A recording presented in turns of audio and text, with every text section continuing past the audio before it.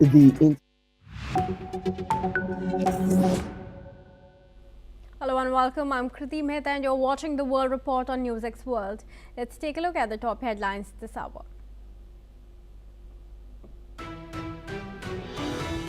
Venezuela's opposition leader Maria Corina Machado, who won the Nobel Peace Prize, condemns the current Venezuelan government for alleged state terrorism as her daughter receives the award. Prime Minister Narendra Modi holds a telephonic conversation with the Israeli Prime Minister Benjamin Netanyahu. Both leaders reaffirmed their commitment to strengthening the Indo-Israel strategic partnership. A federal judge blocks U.S. President Donald Trump's deployment of National Guard troops to Los Angeles and ordered them returned to the control of the state's governor. Ukraine's President Volodymyr Zelensky says the country could hold elections within 60 to 90 days if US and Europe provide security guarantees. He adds that Kyiv would move to change the law once those guarantees are secured.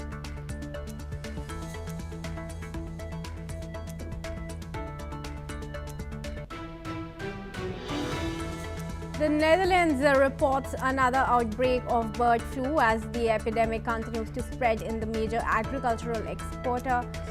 The country's 25th outbreak of the past month was detected at a large farm in the south. US Secretary of Defense Pete Hegseth meets with his counterparts from the UK and Australia, John Healey and Richard Marles at the Pentagon. Rwanda-backed M23 rebels enter the eastern Congo town of Uvira near the Burundian border in the biggest escalation in months of the long-running war. US President Donald Trump is reportedly set to begin his final round of interviews for finalizing the next Federal Reserve chairman.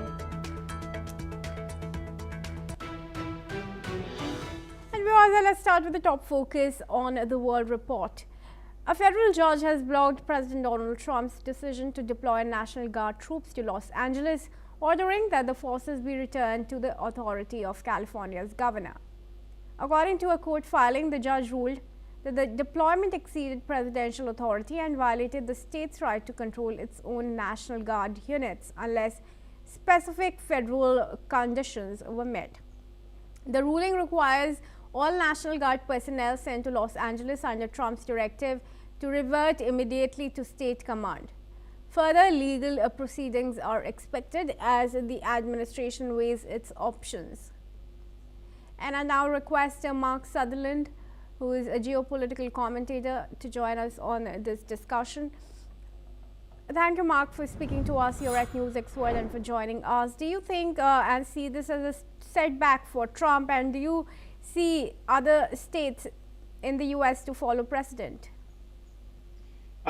Pretty good to be with you. Time will tell, but the battle of the lawfare has been in play for some time.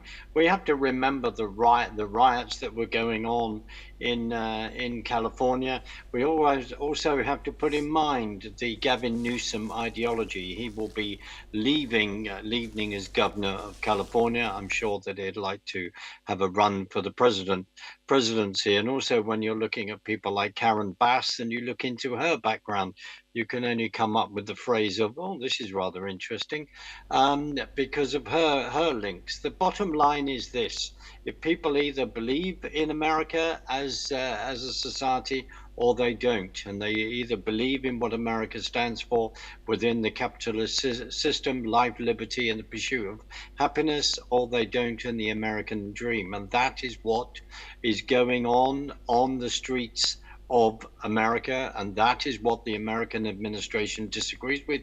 One of the reasons why President Trump was voted for is to slamp down on this, and we are seeing those Marxist constructs that we have since BLM, COVID, and all the rest. So this is very much in the Trump administration's mind. In regard to the federalization of the National Guard, they had called up 4,000. They still want to be able to leave 100 there. And I'll just end up in saying this, that if Bass and Newsom, particularly with all the fires that happened in Palisades, which was just outrageous in regard to that property and the destruction, if they actually cared about their state in the way that they do, then they would clean up the drug use that is on the streets of California, and also along with help with the homelessness. So that is what is, on the other hand, is mindful to the Trump administration. They then think we have to take this action to then begin to clean things up in regard to crime and all the other issues that I have raised. But the point was made, this needs to be then temporary for a period of time, and especially in regard to the illegal immigration as well. And then it will be then rescinded back as long as they see the outcomes of the improvement in regard to the criminality, etc., that they feel they are seeing within the state of California in various places. Does this then go on to say that the immigration protest does not really justify Trump's control and the federal control of the National Guards? Well, the bottom line is that under the Biden administration, we have to bear in mind that potentially, according to filmmakers like J.J. Cowell, that you would turn around and say there's been between 11 million or 50 million people that have come over the border illegally into America. And the bottom line is that no country can sustain that, including the UK. But that's a subject for another time. But the issue is this, it begins to change things. And who do you know is coming into your country? There are people coming into America that wish to do it harm, and it is, and understandably, and before anyone says, that can be anyone ranging from various terrorist groups, including from China. So that is how they see it. They are seeing the intel on various people's desks that we are then not privy to. The bottom line is that people want law and order, but they also want to be able to live out their lives under the Constitution of the United States of America. And when you've got people that are benefiting from that in regard to insider trading or anything else like that, where it's about undermining what America stands for, and undermining all the opportunities that people in Main Street wish to have, then this is then the crunch. This is an ideological crunch. Remember the last 4 years, and you and I would need a long conversation. The last 4 years, when you have open borders and anarchy, that is not acceptable for many people in America. So this is where the tension is, and also looking at Chicago, looking at the murder rate there and what goes up, and the criminality has been coming down. And the other objections where people are very concerned, where people want to throw Molotov, petrol bombs and stuff like this at the National Guard. This is not acceptable for the average American. They want this dealt with. There are many times in history where an insurgency starts from the inside against a country. Right. That is also a huge issue for many Americans. Pretty. All right, stay on with us, Mark. Let's move on to another development now that's coming in. Speaking in the Russian Upper House of Parliament, Foreign Minister of Russia, Sergei Lavrov, has stated that the European countries are taking, quote, an openly dangerous position in the ongoing Ukraine peace settlement plan. He has accused them of impeding the peace plan and actively trying to gain control of Russia's foreign currency reserves, as Lavrov claims that they don't have enough money to continue their military operations in Ukraine. Let's listen in. Откровенно деструктивную позицию по украинскому вопросу занимают Лондон, руководство Еврокомиссии в Брюсселе, большинство стран-членов НАТО и Евросоюза. Инвестировав весь свой какой-никакой политический капитал в войну с Россией руками и телами украинских граждан, они по-прежнему в безнадежной политической слепоте тешат себя иллюзией так или иначе победить нашу.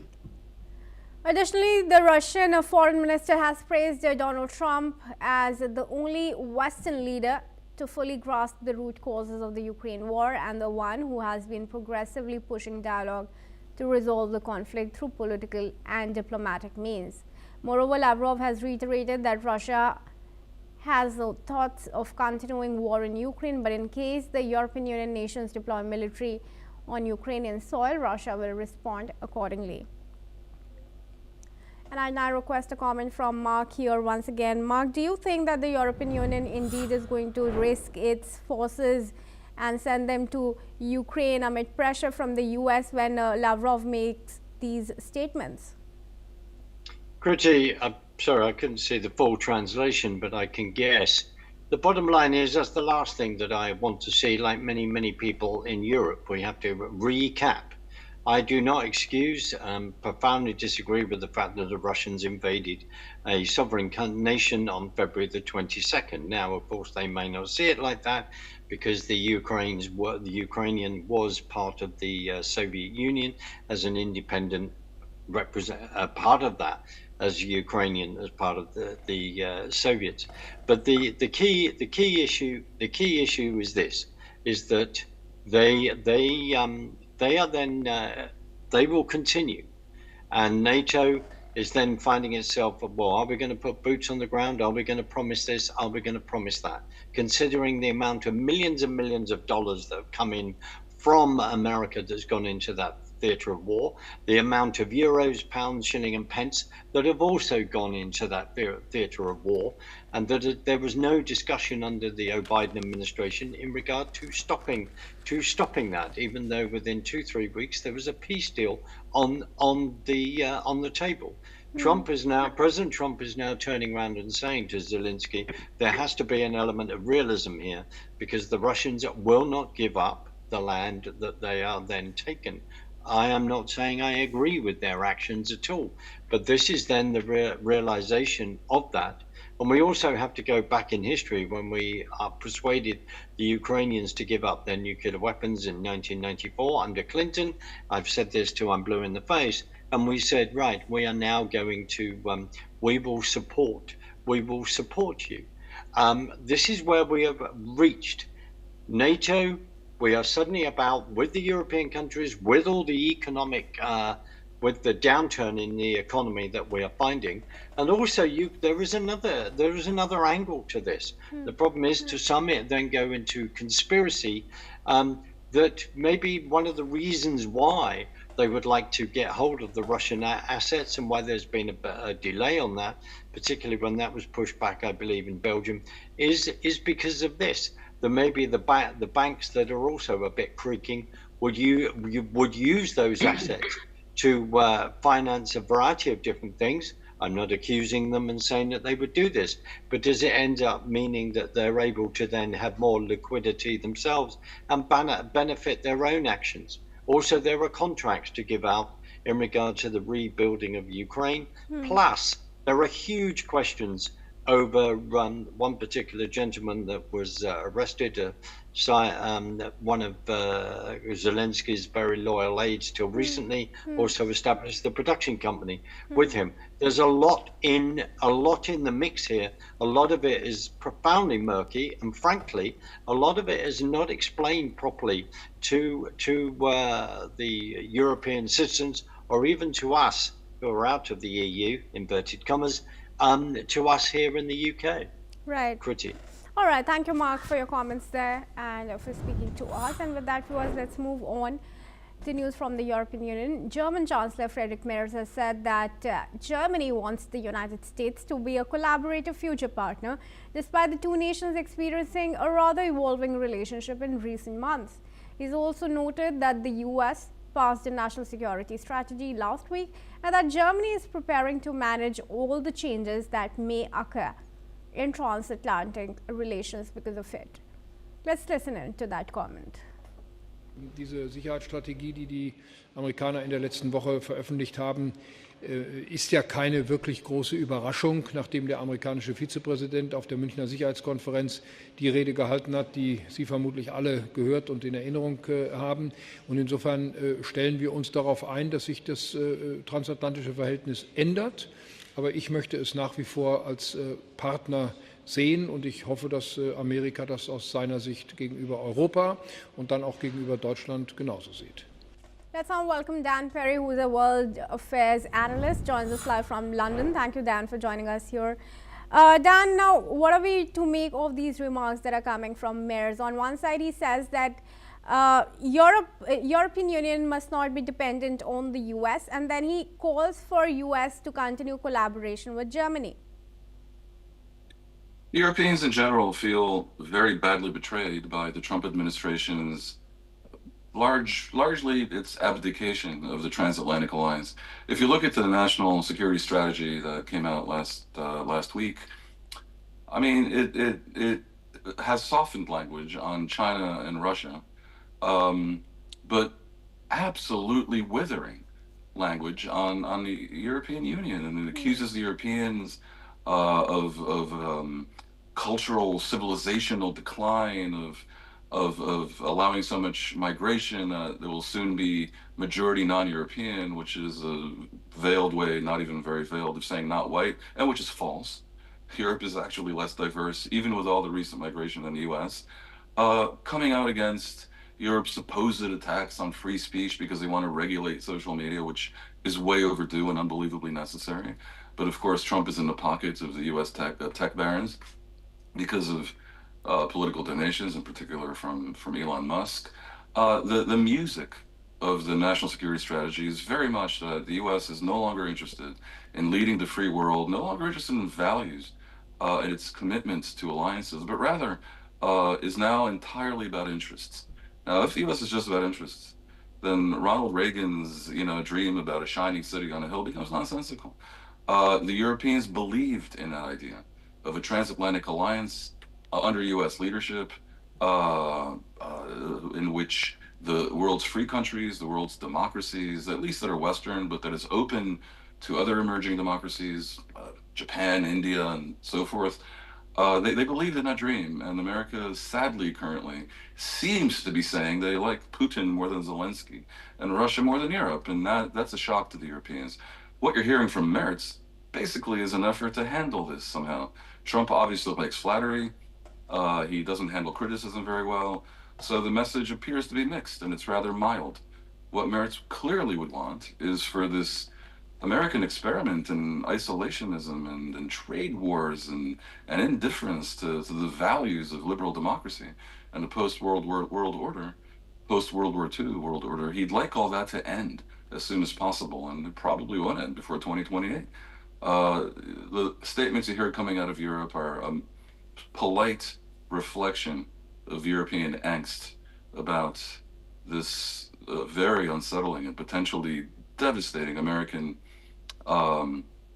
exit from the transatlantic alliance. It must also be added, though, that Trump is actually right, that the Europeans for too long depended on America for security, didn't spend enough on their own defense, were too reliant on American diplomatic leadership, and these shocking events may actually have the felicitous outcome of enabling the Europeans to grow up a little bit.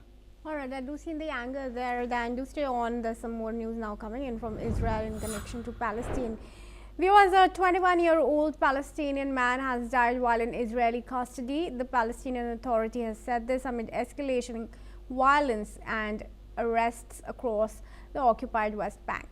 Abdul Rahman al-Sabatin from the town of Hassan near the Bethlehem died late Tuesday at a hospital in Jerusalem after being detained by Israeli forces in June.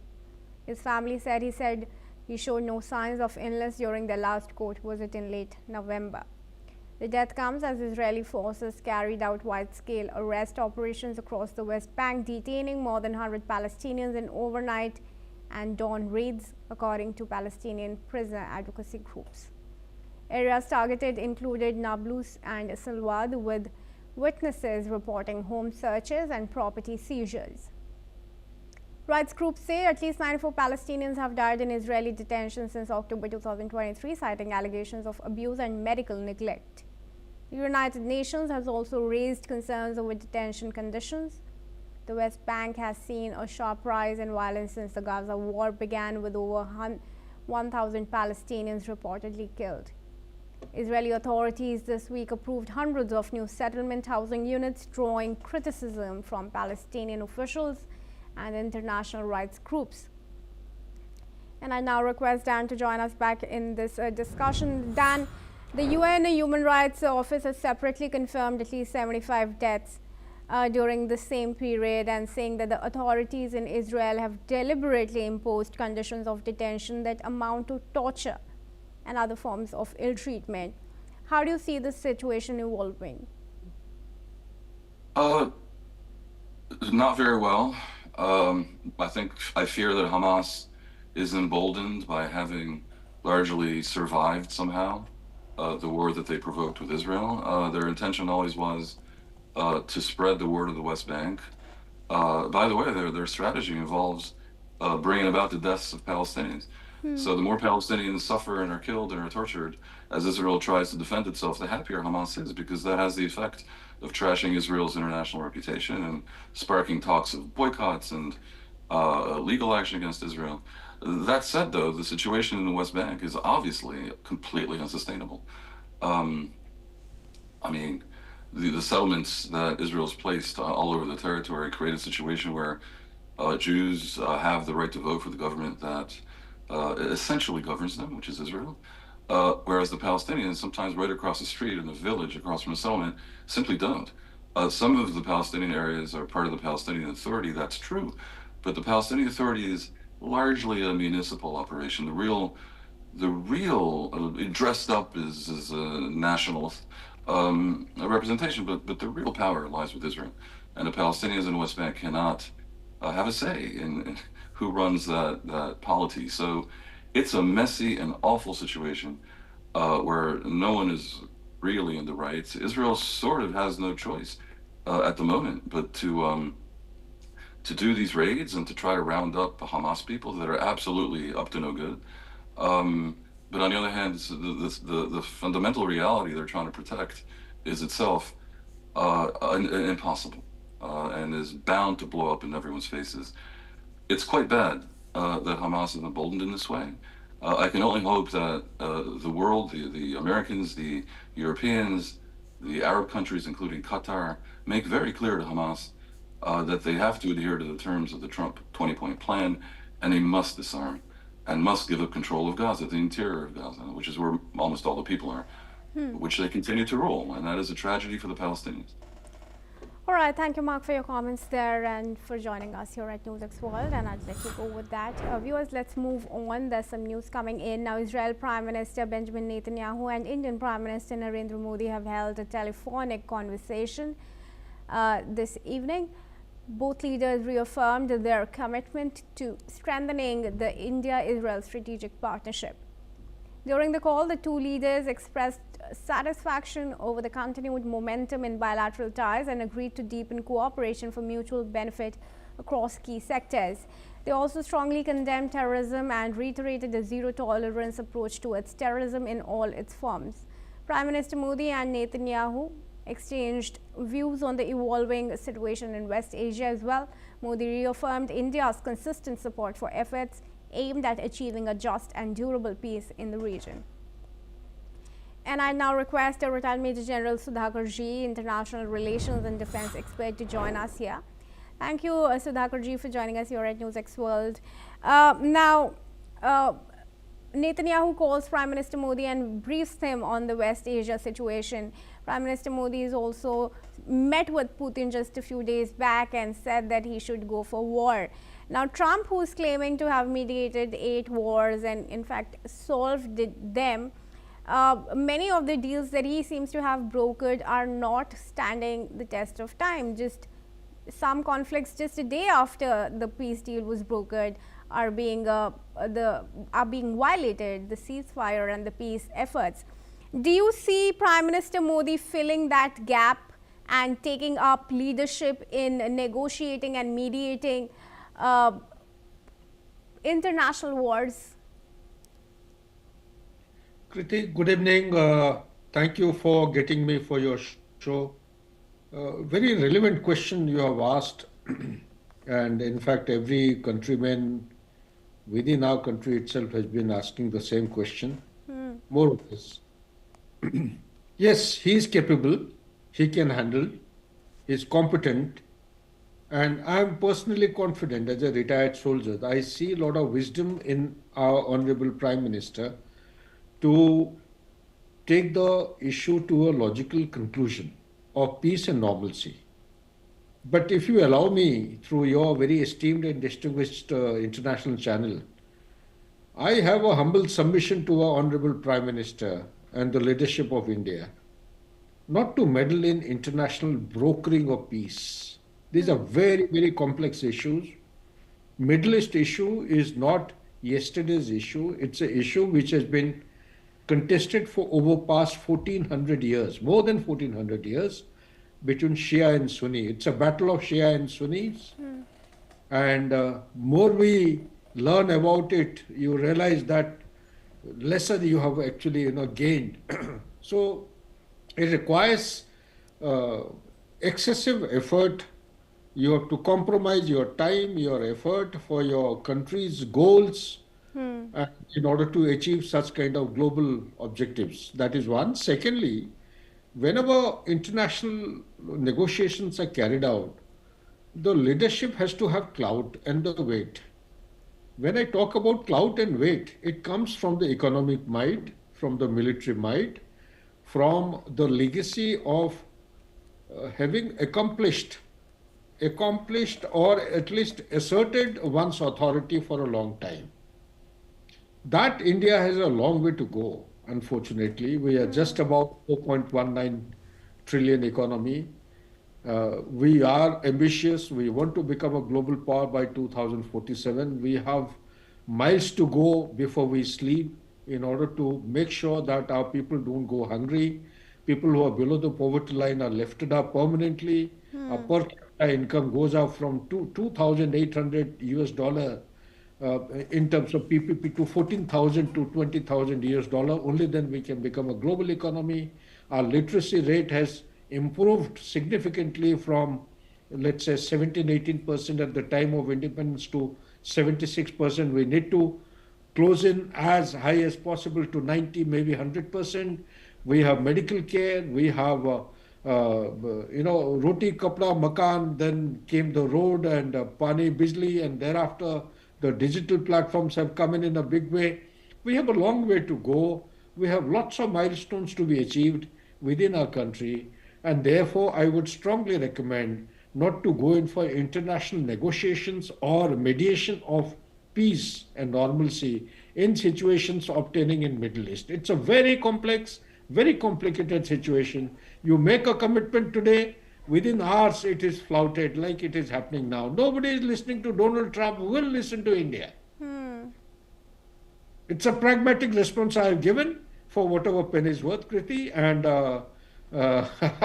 I hope you will take it in the spirit in which I have conveyed. Yes, so he enjoys the credibility, the international credibility about Narendra Modi and India. India as a nation, we keep quiet on issues which are turbulent. We don't unnecessarily, violate the principles of diplomacy and dialogue. Okay, it's a very mature state. We have learned it's a civilizational value system which has been passed on to the present dispensation. And the country has come a long way after independence. Everyone thought in the Western Hemisphere that we are going to last not more than 24 hours as a democracy. We have been a successful and largest democracy for past 78 years. Well, Sudhakarji, for now, Prime Minister Modi has only affirmed his support to the Gaza peace plan. So we don't know what ambitions he has in resolving the wars. But thank you for your comment there, and I do see your point. With that, viewers, we move on. Thank you, Sudhakarji, for joining us. Viewers, there's news from Morocco where at least 22 people were killed and 16 others injured overnight when two adjoining buildings collapsed in Fez, one of the oldest cities of Morocco. Moroccan authorities said that one of the structures was unoccupied, while the second was hosting an Aqiqah, a traditional Muslim celebration marking the birth of a child, when it suddenly caved in, trapping dozens of people inside. Rescue teams worked through the night, pulling survivors and bodies from the rubble. Officials warned that the death toll remains preliminary as emergency crews continue to search for missing people and assess the damage. And that's all we have time for. Keep watching NewsX World for more news updates from around the world.